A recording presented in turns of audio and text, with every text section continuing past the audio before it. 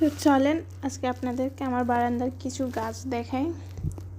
সবার প্রথমে দেখাচ্ছি এই গাছটাকে।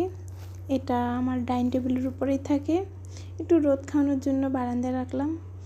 আর রোদে দিলে মাঝে মধ্যে গাছের পাতাগুলো মাশাআল্লাহ অনেক সুন্দর থাকে, আস্তে আস্তে বড় হয় আর কি।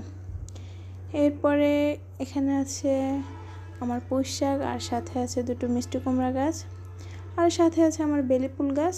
এটার আগাগুলো কেটে দেওয়াতে এখন নতুন করে পাতা বের হয়েছে, মাশাআল্লাহ ভালোই লাগছে দেখতে। আর সাথে আরেকটা গাছ আছে, এটাও ফুল গাছ, বাট এটা মরে গেছে অলরেডি। জানি না কেন, পানি বেশি পড়ছে নাকি রোদ বেশি পাওয়ার কারণে, আমার জানা নেই। আর এইখানে আছে আমার একটা উইন্ডোর প্ল্যান।